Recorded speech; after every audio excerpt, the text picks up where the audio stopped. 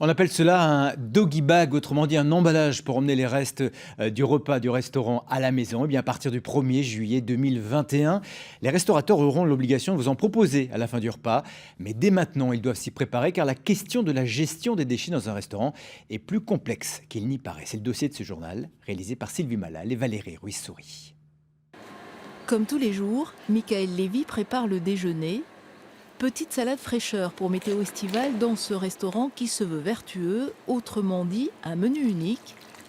Ce midi, suprême de poulet et lard paysan, le même plat pour tous, c'est une manière de réduire les déchets. Je gâche quasiment rien, comme dit, c'est la salade qui de temps en temps, je dois m'en débarrasser parce qu'elle commence à flétrir.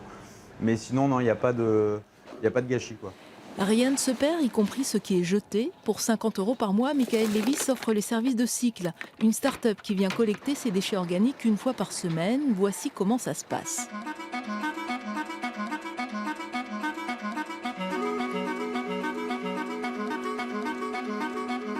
Ok. On a combien là? 16,32 moins 3, 13,30.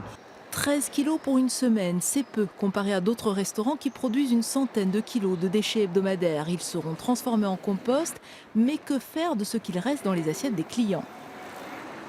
Ici à Mittelhausbergen, le service de midi vient de s'achever et pour ces professionnels de la restauration, c'est le moment de résoudre un véritable casse-tête.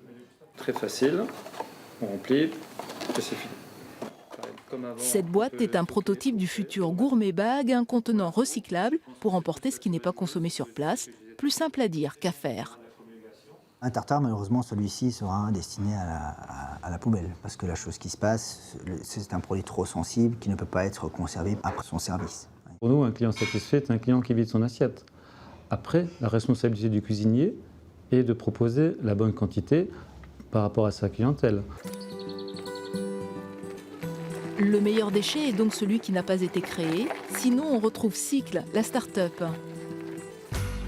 Fin de la tournée de collecte, c'est à Königshofen que les déchets sont transformés en compost. 16 restaurants acceptent de jouer le jeu pour commencer. On fait un appel à financement participatif pour financer l'aménagement de notre premier site de compostage professionnel.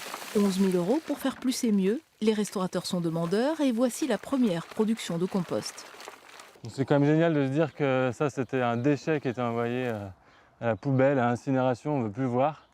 Et finalement ça devient une ressource. Une ressource pour enrichir la terre, des jardins familiaux ou des fermes urbaines, du champ à l'assiette et inversement selon un schéma quasi parfait.